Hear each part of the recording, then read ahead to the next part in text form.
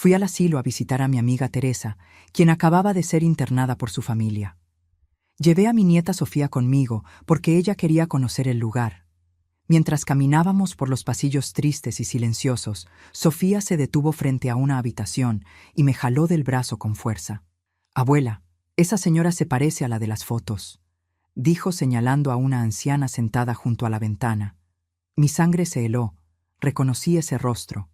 Era Marta, la madre de mi yerno Gustavo. El mismo Gustavo que durante 2 años nos dijo que su madre había muerto en un accidente. Cuando entré y me presenté, sus ojos se llenaron de lágrimas y comenzó a gritar con desesperación. ¡Ayúdame, por favor, ayúdame! Mi hijo me abandonó aquí porque descubrí algo horrible que él hizo y me encerró para que nunca pudiera contarlo. Qué alegría tenerte aquí conmigo. Si estás viendo este video, te pido con mucho cariño que te suscribas al canal. Por favor, necesitamos mucho alcanzar 30,000 suscriptores. ¿Puedo contar con su ayuda? Estamos construyendo una comunidad hermosa de mujeres fuertes. Su presencia es muy importante. Y su apoyo es esencial para nuestro trabajo, para que sigamos contando historias como esta. Cuéntame también en los comentarios desde dónde nos está escuchando. Nos emociona saber hasta dónde llegan nuestras historias. Me quedé completamente paralizada en la puerta de esa habitación pequeña y triste, mientras los gritos de Marta llenaban el pasillo del asilo. Su voz temblaba entre el pánico y la desesperación mientras extendía sus manos hacia mí como si yo fuera su última esperanza en el mundo. «Por favor, no me dejes aquí. Por favor, ayúdame», gritaba una y otra vez con lágrimas corriendo por su rostro arrugado. Sofía se aferró a mi brazo asustada, sin entender qué estaba pasando. Escuché pasos apresurados detrás de mí, y 2 enfermeras llegaron corriendo entrando rápidamente a la habitación. Una de ellas tomó a Marta de los hombros mientras la otra sacaba una jeringa de su bolsillo. «Ya, Marta, cálmese.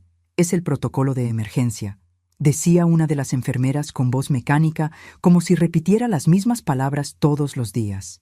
«Tiene orden médica para sedación en crisis».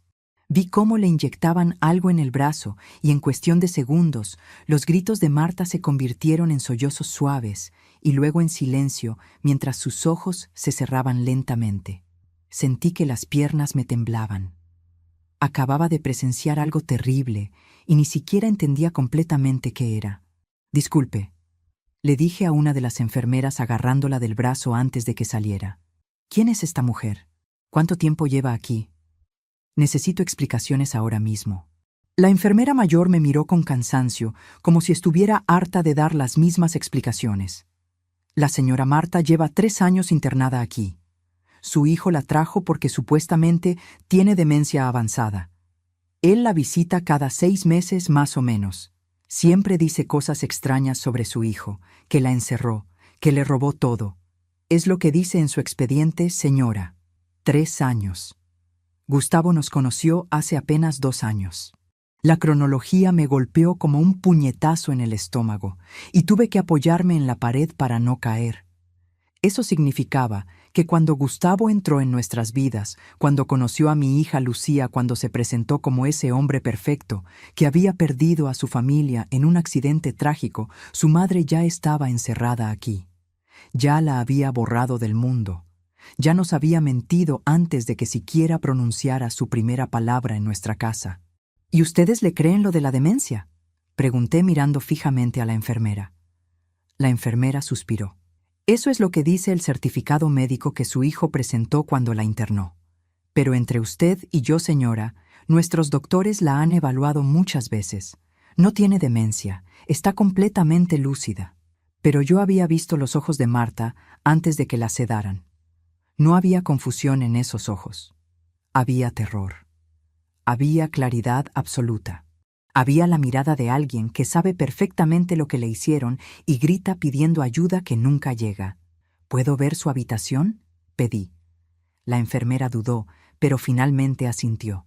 Entré despacio sintiendo cómo cada paso me costaba más que el anterior. Era una habitación pequeña, apenas del tamaño de un closet grande, con una cama individual, una mesita de noche y una silla de plástico junto a la ventana con barrotes. El olor a desinfectante y soledad era tan fuerte que me mareó. Las paredes eran de un blanco sucio y había manchas de humedad en el techo. Esto no era un lugar de cuidado. Esto era un lugar donde guardabas a alguien que querías olvidar. Sobre la mesita de noche había fotografías en marcos baratos. Me acerqué con el corazón latiéndome fuerte. Eran fotos de Gustavo. Gustavo de niño sonriendo en un parque. Gustavo de adolescente con el uniforme de la escuela. Gustavo de joven el día de su graduación universitaria. Ahora entendía cómo Sofía pudo reconocerla.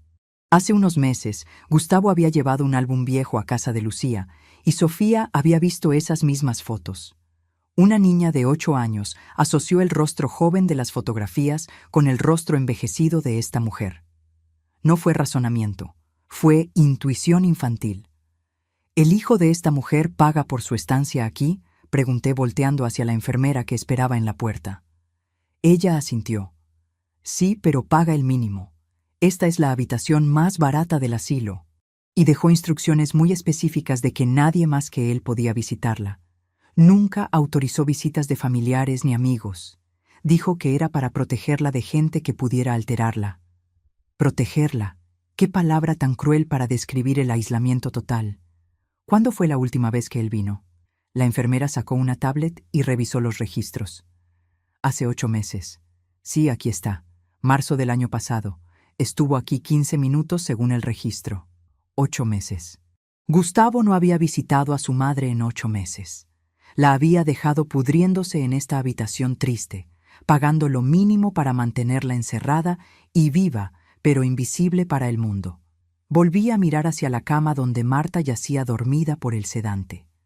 Su rostro se veía tranquilo ahora, pero podía ver las marcas de lágrimas secas en sus mejillas. Me acerqué y me senté en la silla de plástico junto a su cama. Sus labios se movían ligeramente como si estuviera hablando en sueños.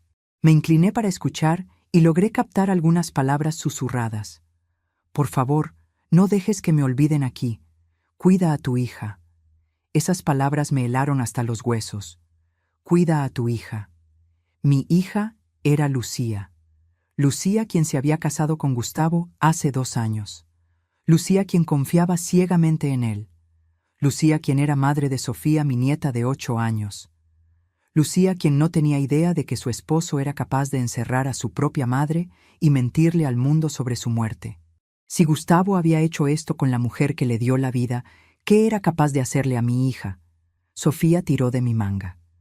Abuela, ¿por qué el tío Gustavo dijo que su mamá estaba muerta?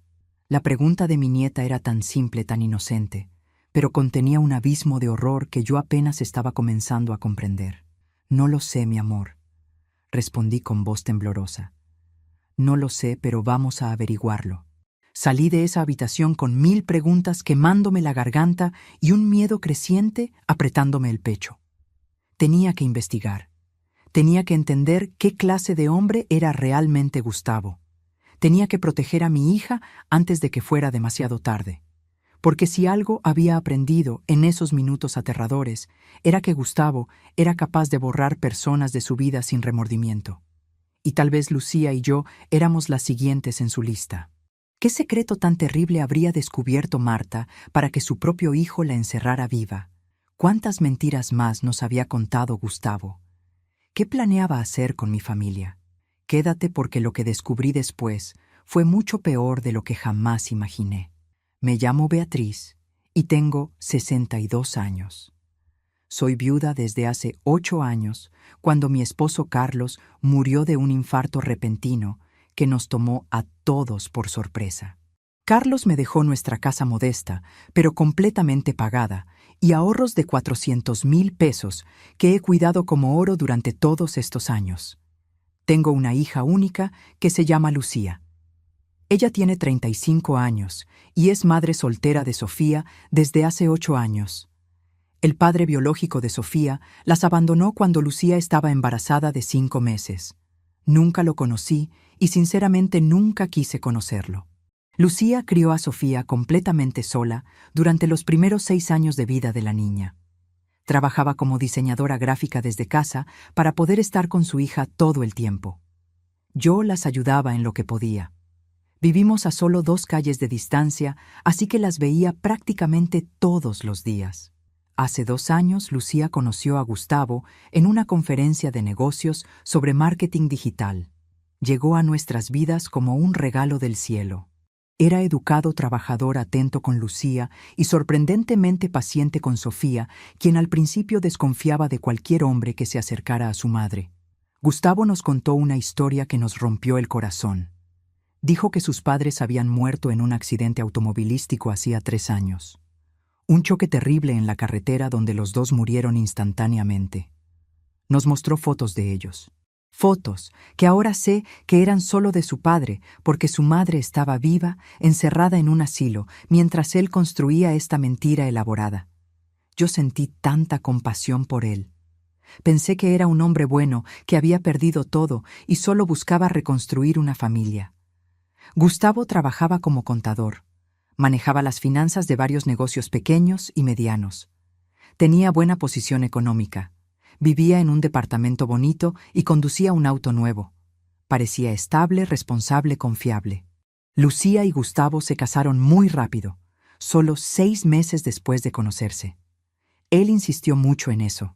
Decía que quería formar una familia de verdad lo antes posible, que había estado solo demasiado tiempo, que Sofía necesitaba un padre y él quería ser ese padre.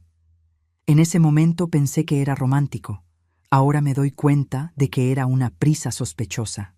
Desde que Gustavo entró oficialmente en la familia, empecé a notar cosas pequeñas que me incomodaban, pero que yo justificaba diciéndome que era su forma de ser. Revisaba todos los gastos de Lucía. Le preguntaba en qué gastaba cada peso. Decidía prácticamente todo en la casa, desde qué comían hasta qué programas veían en la televisión. Pero Lucía parecía feliz. Después de años de luchar sola, finalmente tenía una pareja estable. Sofía finalmente tenía una figura paterna. Yo no quería arruinar eso con mis sospechas tontas. En los últimos 6 meses noté que Lucía estaba diferente, más callada, más distante. Tenía ojeras permanentes como si no durmiera bien. Cuando le preguntaba qué le pasaba, siempre decía lo mismo. Estoy cansada, mamá, nada más. El trabajo ha estado pesado. Pero yo soy su madre. Conozco a mi hija y sabía que había algo más, algo que ella no me estaba contando. Nunca cuestioné la historia de los padres muertos de Gustavo. Nunca se me ocurrió dudar de algo tan terrible. ¿Quién mentiría sobre la muerte de sus propios padres? Ahora lo sé. Alguien que es capaz de encerrar a su madre viva y borrarla del mundo puede mentir sobre cualquier cosa. Y la cronología que acababa de descubrir me aterraba. Gustavo encerró a su madre hace 3 años. 1 año después de eso, conoció a Lucía. Eso significaba que cuando entró en nuestras vidas ya había cometido ese acto monstruoso. Ya había demostrado que era capaz de traicionar a su propia sangre. Ya había probado que podía mentir mirándote directo a los ojos sin que se le moviera un músculo de la cara. Y nosotras lo habíamos recibido en nuestra familia con los brazos abiertos. Si te está gustando esta historia, por favor, asegúrate que ya estás suscrita al canal. Necesitamos mucho alcanzar 30,000 suscriptores. ¿Puedo contar con su apoyo a nuestro trabajo? No le conté nada a Lucía sobre el encuentro con Marta. No todavía. Primero necesitaba entender qué estaba pasando realmente. Necesitaba pruebas, no solo sospechas.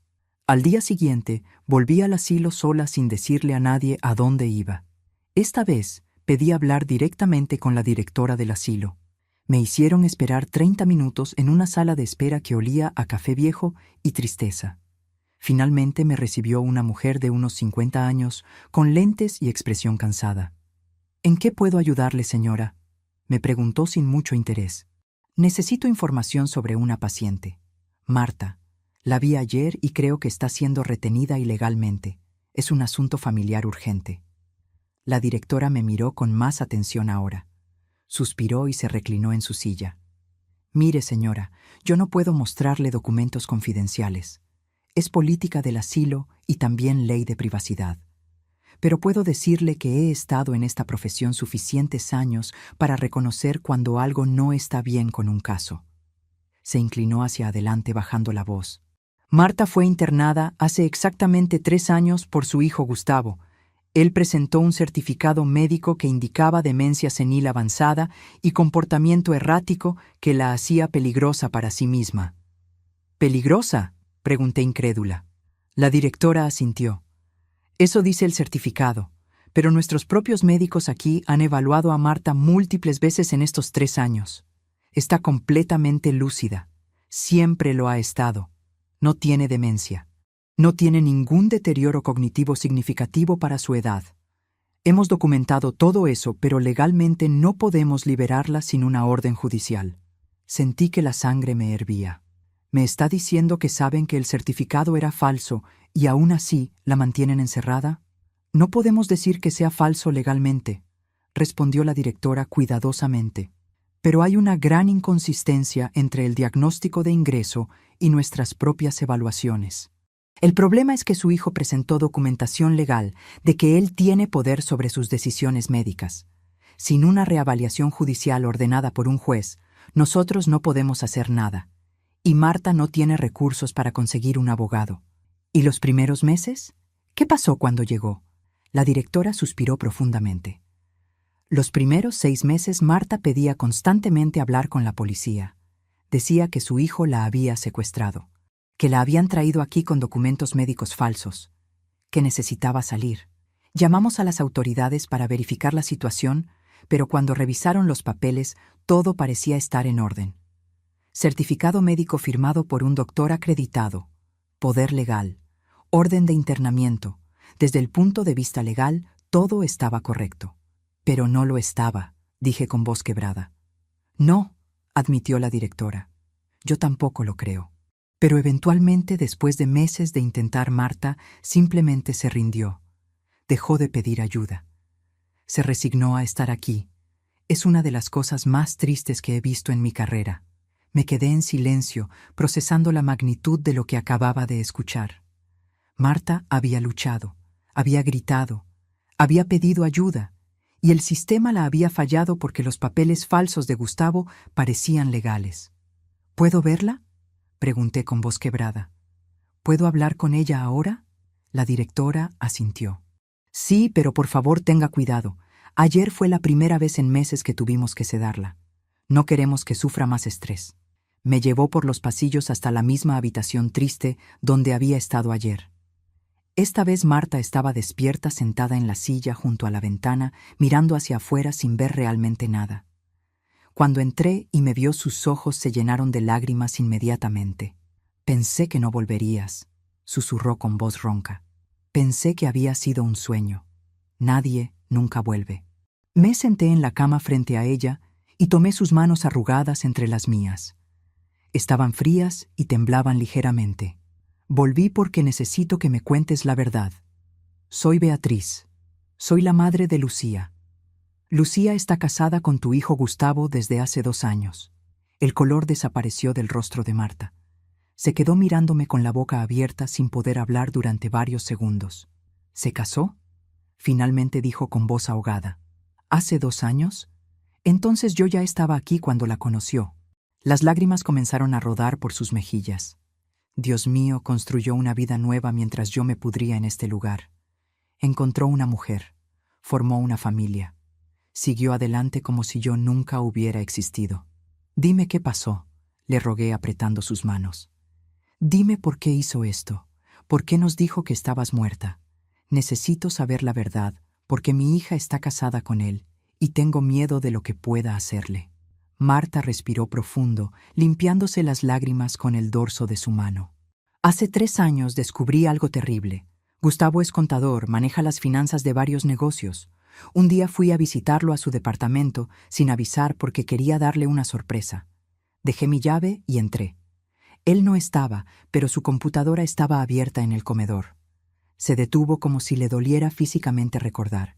Vi documentos, transferencias bancarias, números que no cuadraban. Al principio no entendí qué estaba viendo, pero trabajé 30 años como contadora antes de jubilarme, así que sé leer estados financieros. Gustavo estaba robando millones de pesos de los negocios para los que trabajaba. Había creado cuentas falsas, Desviaba dinero poco a poco de manera que pareciera gastos legítimos, pero todo iba a parar a sus cuentas personales. Sentí que me faltaba el aire. ¿Millones de pesos? Marta asintió. Cuando revisé bien los documentos que imprimí antes de que él llegara, calculé que había robado al menos 5 millones de pesos durante 2 años. Tal vez más. Cuando llegó esa tarde lo confronté. Le mostré los papeles. Le dije que tenía 24 horas para devolver cada peso, o yo misma lo iba a denunciar a las autoridades y a sus clientes. ¿Qué hizo él? Pregunté, aunque parte de mí ya sabía la respuesta. Lloró, dijo Marta con amargura. Se arrodilló frente a mí y lloró como cuando era un niño pequeño. Me suplicó que no lo denunciara. Prometió devolver todo el dinero. Prometió que nunca volvería a hacerlo. Me dijo que tenía deudas que no podía pagar de otra forma. Yo soy su madre. Lo amaba. Le di una semana para que empezara a arreglar el desastre que había creado. Su voz se quebró. 2 días después llegó a mi casa con 2 hombres. Traían papeles médicos. Un certificado que decía que yo tenía demencia avanzada firmado por un doctor que yo nunca había visto en mi vida. Traían también una orden de traslado médico. Les dije a los hombres que era un error, que yo no estaba enferma. Intenté correr, pero me agarraron. Gustavo les dijo que yo estaba teniendo un episodio que era exactamente el tipo de comportamiento por el que necesitaba ayuda profesional. Se levantó la manga de su blusa y me mostró sus muñecas. Había cicatrices viejas, marcas de cuando la habían sujetado con fuerza. Me metieron a una ambulancia privada. Durante todo el trayecto, grité, pedí ayuda. Pero los paramédicos tenían los documentos firmados. Para ellos, yo era solo una anciana con demencia resistiéndose al tratamiento. Es algo que ven todo el tiempo. Los primeros días intenté escapar. Gritaba. Les decía a todos que mi hijo me había secuestrado, que los papeles eran falsos. Pero Gustavo ya le había dicho a todo el mundo que yo había muerto en un accidente. Cambió mi número de teléfono, vendió mi casa, se quedó con todo mi dinero de jubilación, todos mis ahorros. Me borró completamente del mundo. ¿Y las autoridades? Pregunté sintiendo náuseas. ¿Nadie investigó? Vinieron, dijo Marta. 2 veces durante los primeros meses.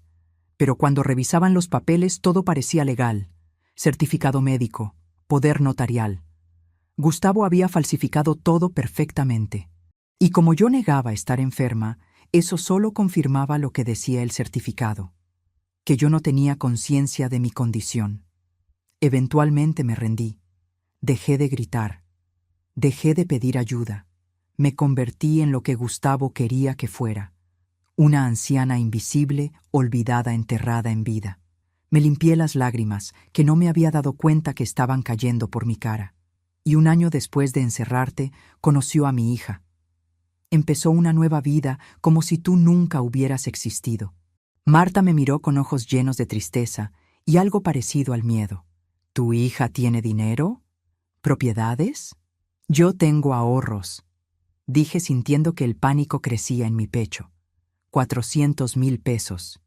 Y hace 6 meses Gustavo me sugirió que los invirtiera en un fondo que él maneja. El rostro de Marta se puso blanco. Entonces ya empezó. Ya está haciendo con ustedes lo mismo que hizo con sus clientes. Si tu hija sabe algo que no debe, o si ustedes se interponen en su camino, van a terminar como yo, o peor. ¿Peor que estar encerrada en vida? ¿Qué podría ser peor? Pero entonces lo entendí. Gustavo ya no necesitaba mantener a su madre con vida. La mantenía aquí porque borrarla completamente sería más trabajo, más riesgo. Pero si alguien más descubría sus crímenes, alguien que pudiera exponerlo, ¿qué haría? ¿Hasta dónde sería capaz de llegar para proteger sus secretos? Salí del asilo con las piernas temblando tanto que apenas podía caminar hasta mi auto. Me senté al volante y me quedé ahí paralizada tratando de procesar todo lo que acababa de escuchar. El hombre que vivía con mi hija, el hombre que dormía cada noche al lado de ella, el hombre en quien habíamos confiado completamente, era un criminal, un ladrón, y algo mucho peor. Era alguien capaz de encerrar a su propia madre para proteger sus crímenes. Saqué mi teléfono con manos temblorosas y busqué el contacto de mi banco. Llamé y pedí hablar con mi ejecutiva de cuenta. Señora Beatriz, qué gusto escucharla, dijo la mujer con voz profesional. ¿En qué puedo ayudarle? Los 400,000 pesos que invertí hace 6 meses en el fondo que maneja mi yerno, dije tratando de mantener mi voz calmada. Necesito saber exactamente dónde está ese dinero ahora mismo.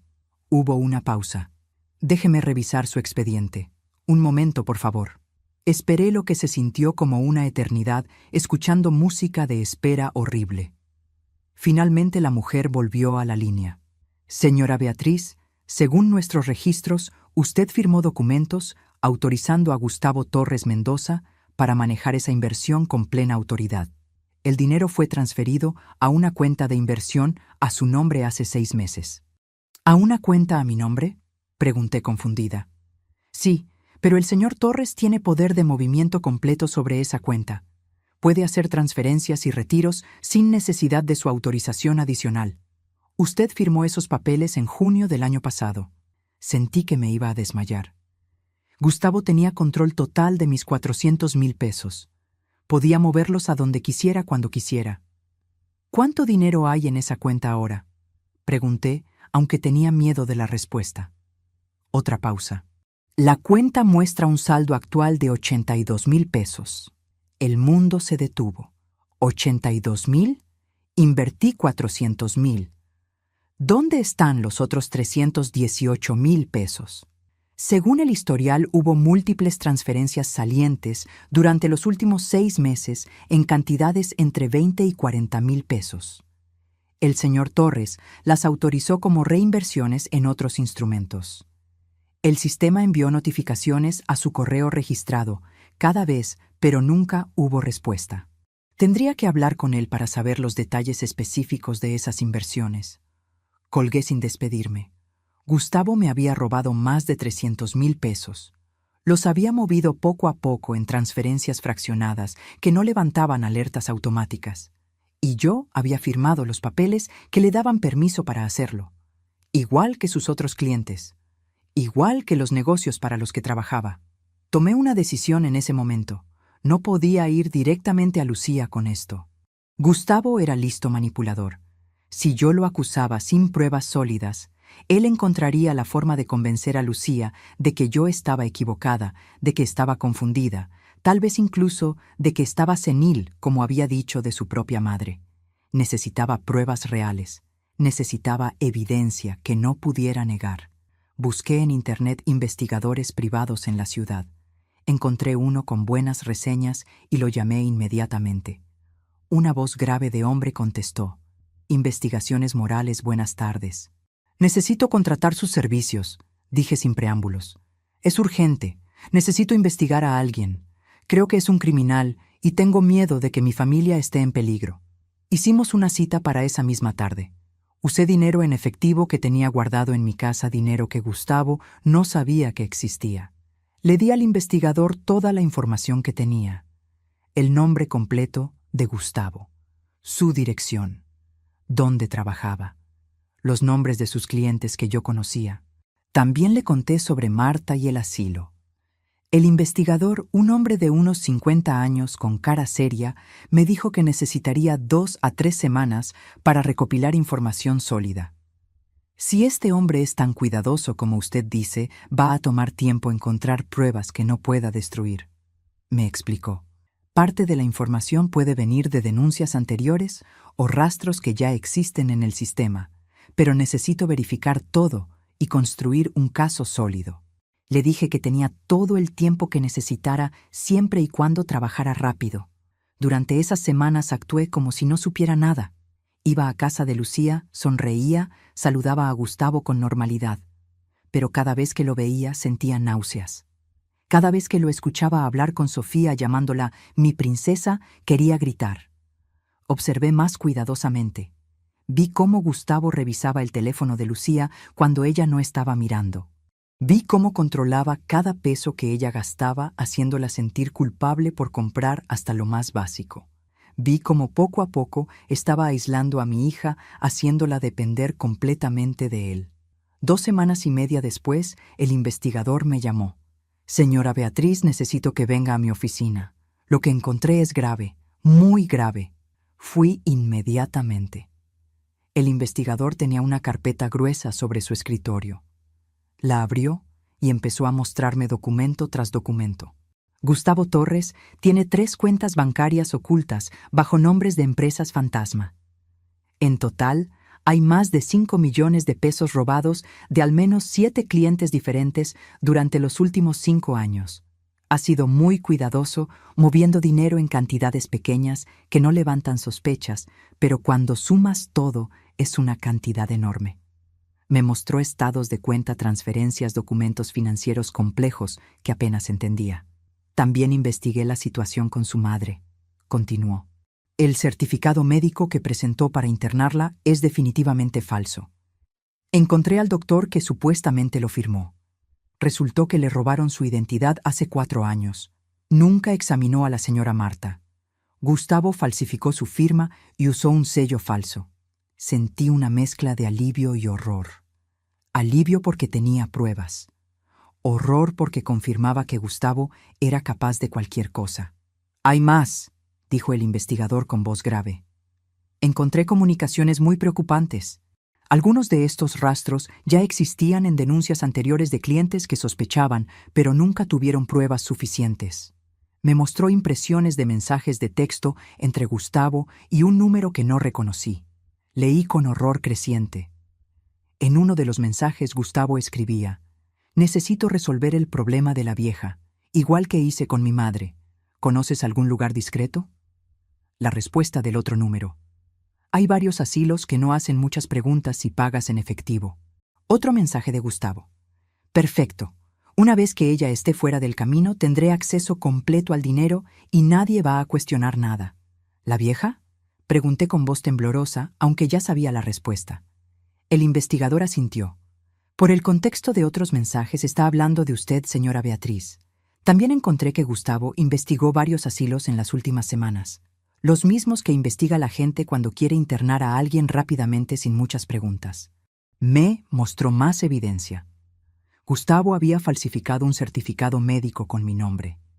Decía que yo tenía principios de Alzheimer y que era un peligro para mí misma. Tenía la firma de un médico que, cuando el investigador verificó, resultó que había muerto hace 2 años.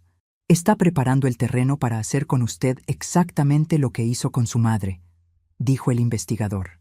«Solo está esperando el momento correcto». También me mostró documentos que Gustavo había preparado para Lucía. Papeles que le darían control total de la custodia de Sofía. Papeles que le darían acceso a todas las cuentas de Lucía. Papeles que básicamente convertirían a mi hija en una prisionera legal de su propio esposo. «¿Lucía ha firmado algo de esto?», preguntó el investigador. «No lo sé», respondí sintiendo pánico. «Necesito hablar con ella inmediatamente». El investigador me detuvo. «Espere. Si usted va ahora y le cuenta todo, Gustavo va a darse cuenta de que lo descubrió. Podría huir. Podría destruir evidencia. O peor, podría hacerles daño antes de que puedan protegerse». «Entonces, ¿qué hago?», pregunté desesperada. El investigador se inclinó hacia adelante. «Tendemos una trampa. Hacemos que Gustavo se delate a sí mismo frente a testigos y nos aseguramos de que no pueda escapar». Pasé 2 días planeando cada detalle con el investigador y con un abogado que él recomendó. Necesitaba hablar con Lucía, pero tenía que hacerlo sin que Gustavo sospechara nada. Esperé hasta un martes por la mañana, cuando sabía que Gustavo tenía una junta importante fuera de la ciudad que duraría todo el día. Llamé a Lucía y le dije que necesitaba hablar con ella urgentemente. «Mamá, me estás asustando», dijo ella. «¿Qué pasa?». «No por teléfono, mi amor. Ven a mi casa ahora. Deja a Sofía con la vecina. Esto es importante». 1 hora después, Lucía estaba sentada en mi sala con cara de preocupación. Cerré todas las puertas y ventanas y me senté frente a ella. «Mi vida, lo que voy a decirte va a ser muy difícil de escuchar, pero necesito que me escuches completamente antes de decir algo». Le conté todo. Sobre Marta en el asilo, sobre los robos, sobre mi dinero desaparecido. Le mostré todos los documentos que el investigador me había dado. Fotografías de Marta en el asilo, estados de cuenta. Los mensajes donde Gustavo planeaba encerrarme, los papeles falsos con mi nombre. Lucía se quedó completamente blanca. No dijo nada durante largos minutos. Solo miraba los papeles con las manos temblando. Finalmente, habló con voz quebrada. Me casé con un monstruo. Las lágrimas comenzaron a caer por su rostro. Llevo 2 años viviendo con alguien capaz de encerrar a su propia madre, durmiendo al lado de un ladrón, dejando que críe a mi hija. Se llevó las manos a la cara y sollozó. Yo la abracé fuerte mientras lloraba. Mi amor, lo siento tanto. Siento no haber visto las señales antes. Lucía se separó y me miró con ojos rojos. ¿Señales? Mamá, yo vi las señales, solo no quise admitirlo. ¿Qué quieres decir? Lucía respiró profundo. Hace 2 semanas, Gustavo me dio unos papeles para firmar. Dijo que eran documentos de impuestos que necesitábamos presentar. Pero yo los leí cuando él no estaba. No eran documentos de impuestos. Eran papeles que me hacían transferir la custodia completa de Sofía a él. Papeles que le daban control de todas mis cuentas bancarias. Papeles que básicamente me quitaban toda autonomía. ¿Por qué no me dijiste?, pregunté horrorizada. Porque tenía miedo de estar exagerando. Porque cuando le pregunté a Gustavo por qué necesitaba esos papeles, se puso furioso. Gritó que yo no confiaba en él. Dijo que después de todo lo que había hecho por mí y por Sofía, yo lo estaba acusando de cosas horribles. Me hizo sentir que yo era la loca, que yo estaba siendo paranoica. Se limpió las lágrimas. Y luego al día siguiente fue tan dulce, tan cariñoso, que pensé que tal vez sí había exagerado, que tal vez los papeles eran legítimos y yo solo estaba siendo desconfiada. La manipulación clásica. Hacerla dudar de su propia percepción de la realidad. ¿Firmaste algo? Lucía negó con la cabeza. No. Le dije que quería que mi propio abogado los revisara primero. Se enojó pero no insistió más. Pensé que el tema había quedado ahí. También me contó otras cosas. Cómo Gustavo controlaba cada peso que ella gastaba. Cómo la hacía sentir culpable por querer comprar ropa para Sofía o por salir con sus amigas. Cómo poco a poco había dejado de trabajar porque Gustavo decía que ella necesitaba estar disponible para la familia todo el tiempo. Ya casi no tengo clientes, admitió Lucía. En los últimos 6 meses perdí casi todos mis proyectos porque Gustavo decía que pasaba demasiado tiempo trabajando y no suficiente tiempo con él. Ahora dependo casi completamente de su dinero. Exactamente lo que había hecho con su madre. Aislarla, quitarle su independencia financiera, hacerla vulnerable. Vamos a detenerlo, le dije tomando sus manos. Pero necesito que confíes en mí y que hagamos exactamente lo que el abogado y el investigador nos dijeron. Le expliqué el plan. Íbamos a tender una trampa. Yo le diría a Gustavo que quería invertir más dinero con él. 200,000 pesos adicionales que supuestamente había encontrado en una cuenta vieja. La verdad es que ese dinero no existía, pero Gustavo no lo sabía. Durante esa conversación íbamos a grabarlo. Íbamos a hacerlo hablar sobre sus inversiones y sobre su madre. El abogado y la policía estarían esperando en la habitación de al lado, listos para entrar cuando tuviéramos suficiente evidencia. Ya teníamos una orden judicial basada en la investigación.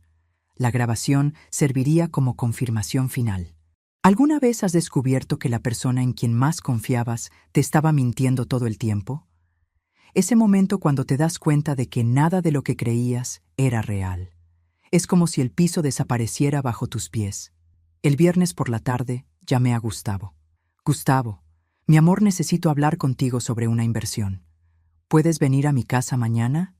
Encontré una cuenta vieja de cuando Carlos estaba vivo.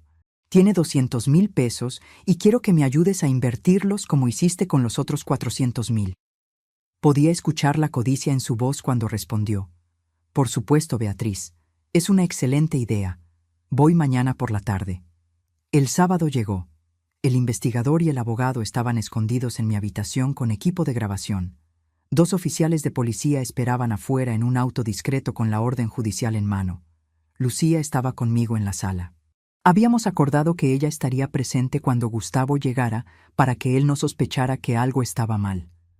Gustavo llegó puntual a las 3 de la tarde. Traía su portafolio de cuero y una sonrisa enorme. Beatriz, qué gusto.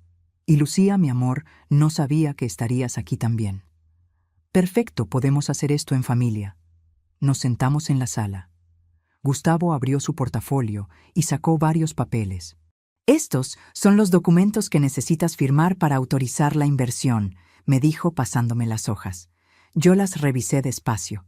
Eran exactamente lo que el investigador había predicho. Papeles que le darían control total del dinero. Antes de firmar, dije fingiendo inocencia, cuéntame cómo va la inversión anterior.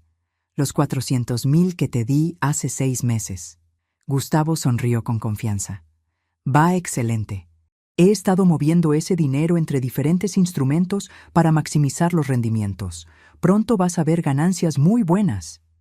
¿Qué clase de instrumentos?, pregunté. Gustavo comenzó a explicar con términos financieros complicados.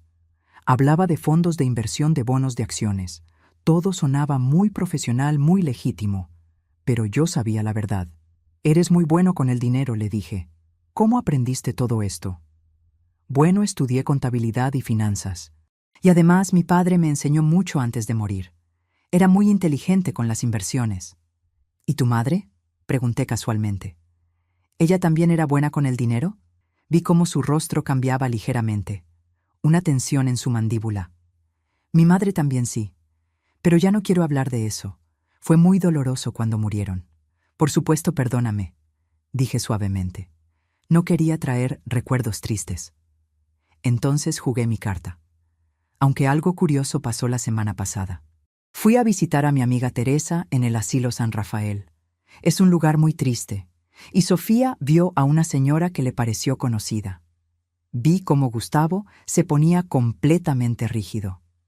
¿Qué señora? Una señora mayor. Sofía dijo que se parecía a las fotos de tu mamá.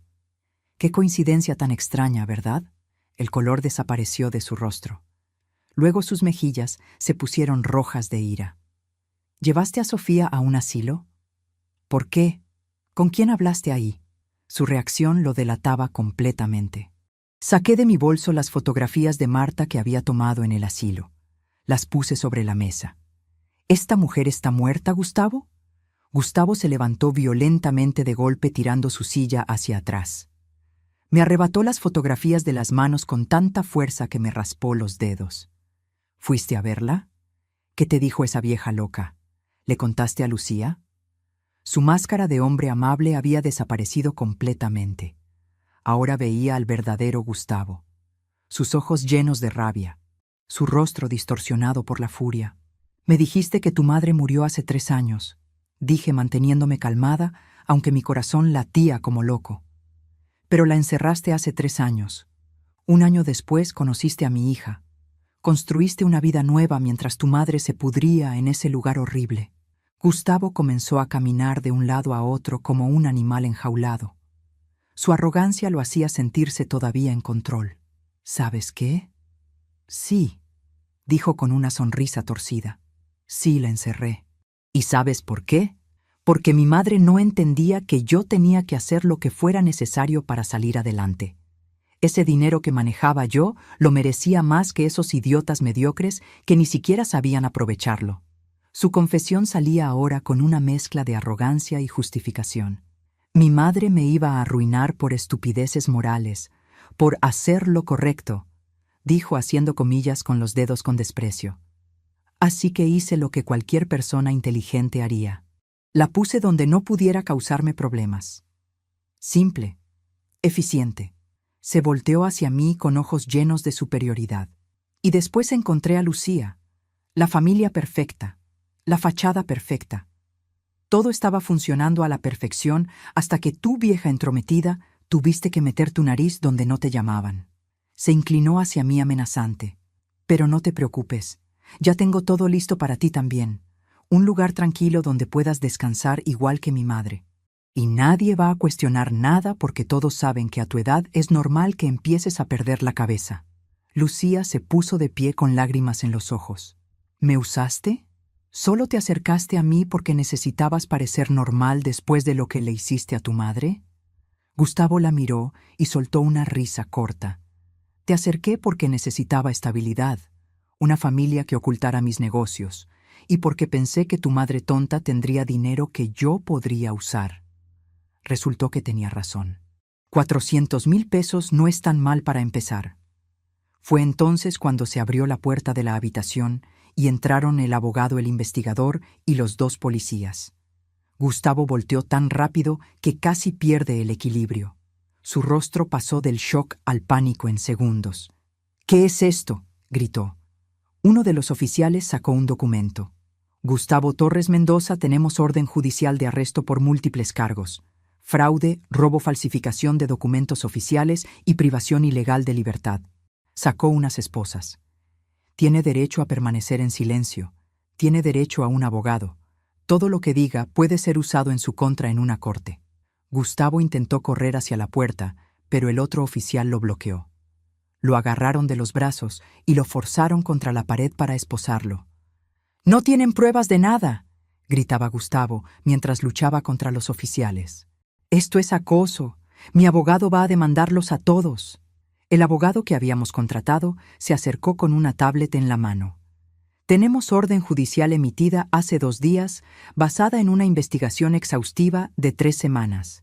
Tenemos grabación completa de su confesión de hace 5 minutos, donde admite haber encerrado ilegalmente a su madre, planear hacer lo mismo con la señora Beatriz y reconocer el robo de dinero».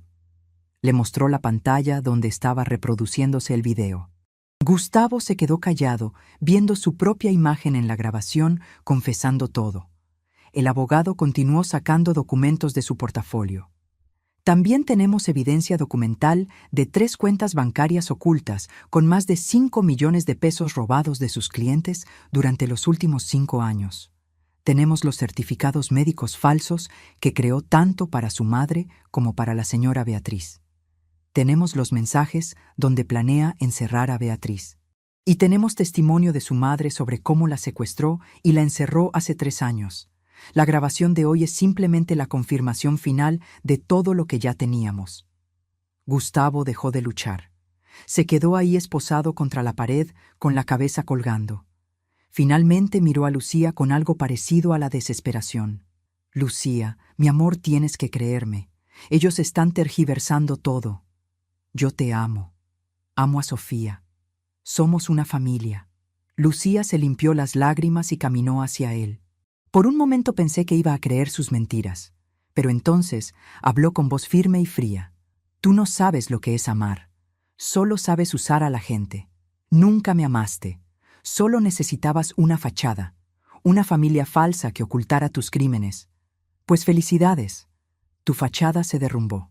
Gustavo la miró con odio puro. «¿Tú sabías de esto? ¿Me tendiste una trampa?» «Salvé a mi hija», respondió Lucía. «Salvé a mi madre y me salvé a mí misma de ti». Los oficiales se llevaron a Gustavo esposado mientras gritaba amenazas y maldiciones. Lo metieron en la patrulla y se lo llevaron. Cuando finalmente se fueron, Lucía y yo nos abrazamos y lloramos. Habíamos estado conteniendo tanto miedo, tanta tensión durante días, que ahora todo salía de golpe. Las siguientes semanas fueron un torbellino de actividad legal.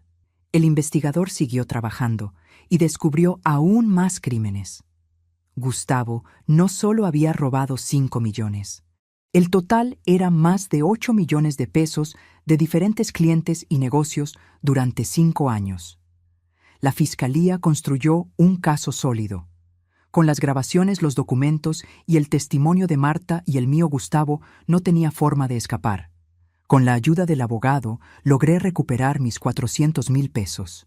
Bueno, 318,000, porque eso era lo que quedaba en las cuentas de Gustavo. El resto lo había gastado en su estilo de vida lujoso. Pero algo era mejor que nada. Lucía inició el divorcio inmediatamente. Con toda la evidencia de los crímenes de Gustavo, el juez le otorgó custodia total de Sofía sin siquiera cuestionarlo. Gustavo perdió todos sus derechos sobre mi nieta. Pero lo más importante fue Marta. El mismo día que arrestaron a Gustavo, fui al asilo con el abogado y una orden judicial de liberación emergencial. Los documentos probaban que ella había sido internada ilegalmente basándose en certificados médicos falsos. La directora del asilo llamó de inmediato a sus superiores y a su departamento legal. Había responsabilidad institucional por haber mantenido a una persona encerrada durante 3 años, aunque fuera sin saberlo, basándose en documentos fraudulentos. En las siguientes semanas llegaron a un acuerdo. El asilo pagaría por todos los tratamientos médicos y terapias que Marta necesitara para recuperarse del trauma. No habría cargos contra la institución porque habían actuado de buena fe con documentos que parecían legales. Y Marta quedaría libre de inmediato, sin deudas pendientes. Fui a la habitación de Marta con el abogado. Ella estaba sentada en su silla junto a la ventana como siempre. Cuando me vio entrar, sus ojos se llenaron de lágrimas. «¿Qué pasó?», preguntó con voz temblorosa. «¿Está bien tu hija?».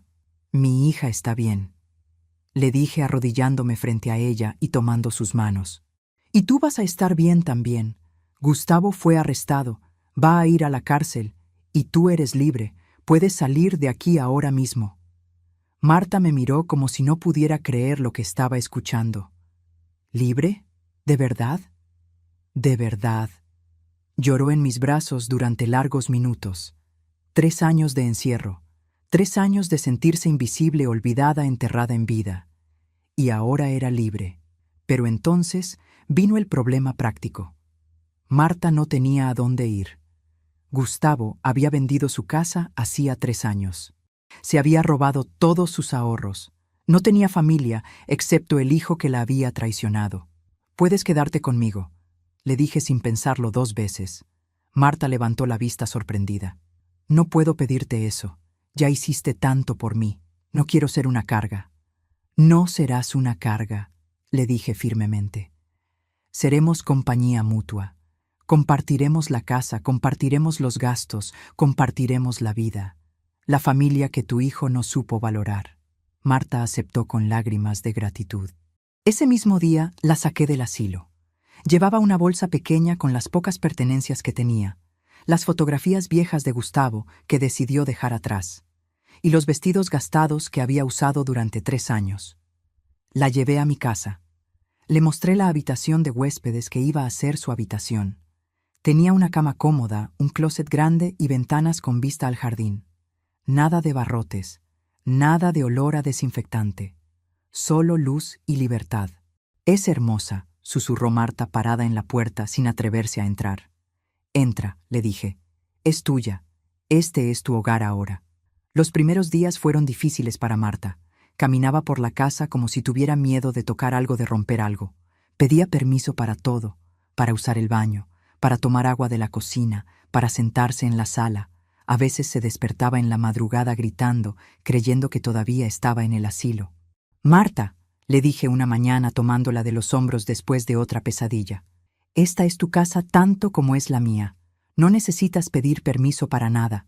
Puedes ir a donde quieras, hacer lo que quieras. Eres libre». Pero la libertad después de 3 años de cautiverio no es algo que se recupera en días. Marta tenía miedos que aparecían sin avisar. A veces se quedaba paralizada cuando escuchaba sirenas pensando que venían por ella. Otras veces lloraba sin razón aparente, abrumada por emociones que había reprimido durante años. Comenzó terapia 2 veces por semana. Yo la acompañaba a cada sesión. Esperaba afuera leyendo revistas viejas, mientras ella hablaba con su psicóloga sobre el trauma del encierro. Los primeros meses fueron lentos. 2 pasos adelante, 1 paso atrás. Pero poco a poco, Marta comenzó a sanar. Poco a poco, comenzó a relajarse.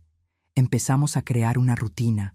Nos levantábamos temprano y desayunábamos juntas. Marta resultó ser una cocinera increíble.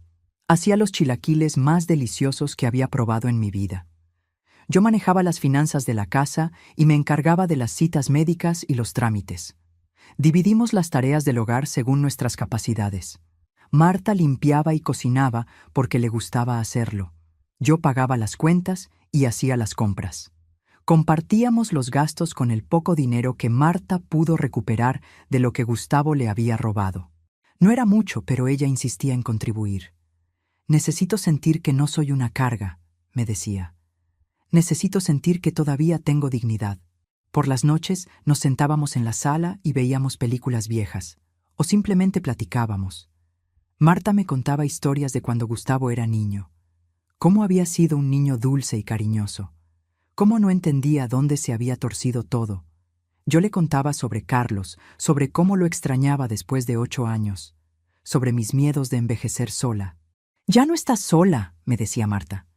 «Yo tampoco estoy sola. Nos tenemos la una a la otra». Lucía y Sofía nos visitaban constantemente. Al principio Sofía tenía miedo de Marta. Después de todo, había visto a esta mujer gritando sedada en el asilo. Pero Marta fue paciente. Le enseñó a cocinar las recetas familiares: galletas de chocolate, pan dulce, tamales para las fiestas. Sofía comenzó a llamarla Abuela Marta, la abuela que Gustavo le había robado durante 2 años. Marta floreció gradualmente en esos meses. Recuperó peso. El color volvió a sus mejillas. La luz volvió a sus ojos poco a poco. Las pesadillas se volvieron menos frecuentes. Los momentos de pánico se espaciaron. Empezó a sonreír de nuevo, aunque a veces esa sonrisa todavía temblaba con recuerdos dolorosos.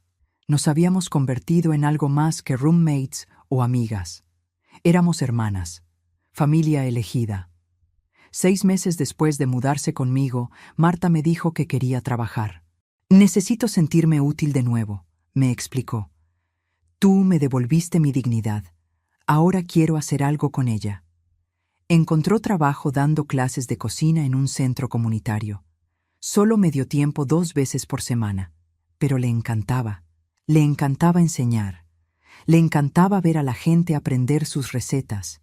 Le encantaba sentirse valorada de nuevo. El juicio de Gustavo llegó finalmente 1 año después de su arresto. Marta, Lucía y yo testificamos. Contamos todo lo que nos había hecho: los robos, el encierro, las mentiras, la manipulación. El juez lo sentenció a 12 años de prisión. Gustavo trató de apelar, pero con toda la evidencia en su contra, no tenía ninguna posibilidad. Desde la cárcel intentó contactar a Marta varias veces a través de su abogado. Cartas pidiendo perdón, llamadas que ella rechazaba. «Ya no tengo hijo», me dijo Marta cuando le llegó la 4ª carta. «Mi hijo murió hace 3 años cuando decidió encerrarme. La persona en esa cárcel es un extraño». Pero entonces algo interesante pasó. A través de la red de contactos de su abogado Gustavo, se enteró de que su madre estaba viviendo conmigo, de que estaba bien, de que estaba feliz, de que Lucía y Sofía la visitaban, de que tenía una vida llena rodeada de amor. El abogado le contó a Marta que cuando Gustavo escuchó eso, lloró. No de arrepentimiento real, sino porque se dio cuenta de que había perdido, que al encerrar a su madre pensando que la destruía, en realidad la había liberado de él, que ella había encontrado una familia mejor, una vida mejor, sin él. «Esa es la mejor venganza», me dijo Marta cuando me contó eso. «No necesito que sufra en la cárcel. Solo necesito que sepa que soy feliz sin él, que las mujeres que intentó destruir se levantaron, se encontraron y crearon algo hermoso juntas». Hoy, 2 años después de que Marta se mudó conmigo, celebramos juntas mi cumpleaños 64. Lucía y Sofía estaban ahí. También algunas amigas nuevas que ambas hemos hecho en el vecindario. Otras mujeres mayores que, como nosotras, han aprendido que la familia no es solo sangre, es elección. Marta preparó un pastel de 3 leches espectacular. Durante el brindis, se puso de pie con lágrimas en los ojos. «Gracias, Beatriz, por verme cuando yo era invisible, por escucharme cuando nadie más me escuchaba, por darme un hogar cuando no tenía ninguno, por demostrarme que todavía hay bondad en el mundo». Yo también me puse de pie y levanté mi copa. «Gracias, Marta, por enseñarme que la familia no es sangre, es elección, es respeto, es amor real, no obligación. Gracias por ser la hermana que nunca tuve». Esa noche, después de que todos se fueron, Marta y yo nos sentamos en la terraza, mirando las estrellas. «¿Alguna vez imaginaste que tu vida tomaría este giro?», me preguntó. «Nunca», admití. «Pero no lo cambiaría por nada». «Yo tampoco», dijo Marta. «Gustavo pensó que encerrándome me destruía, pero me liberó. Me liberó de un hijo que solo me veía como un obstáculo. Y me trajo hasta ti. hasta esta familia real. Cuando encontré a Marta en ese asilo, descubrí que mi yerno había encerrado a su propia madre un año antes de conocernos. Durante 3 años, ella estuvo enterrada en vida mientras él construía una nueva familia sobre sus mentiras. Mi hija y yo nunca tuvimos oportunidad de conocerla porque él ya la había borrado del mundo. Gustavo pensó que podía deshacerse de su madre como quien descarta basura y seguir adelante sin consecuencias. Pero se equivocó. Hoy Marta y yo compartimos mi casa. Dividimos los gastos, las tareas, las risas y las lágrimas. Somos compañía mutua en un mundo que nos dice que las mujeres mayores somos descartables. Mi hija Lucía nos visita con Sofía y juntas hemos creado algo que Gustavo nunca pudo darnos. Una familia real. Desde su celda, Gustavo se enteró de que su madre está feliz sin él, que creó vínculos más fuertes en 2 años de libertad que en toda una vida con él. Esa es nuestra venganza. No necesitamos que sufra. Solo necesitamos que sepa que su mayor castigo no es la cárcel. Es saber que las mujeres que intentó destruir se levantaron, se encontraron y juntas construyeron algo hermoso sobre las ruinas que él dejó. A veces la familia más real no es la que nace de la sangre, sino la que se construye con respeto, amor y elección. Y yo elegí a Marta. Y ella me eligió a mí. Y eso es más poderoso que cualquier lazo de sangre. Si te gustó esta historia, haz clic en este próximo video que está apareciendo en la pantalla, porque la próxima traición supera todo lo que has visto hasta ahora. Y no te olvides suscribirte en el canal, para que no te pierdas ni una sola historia.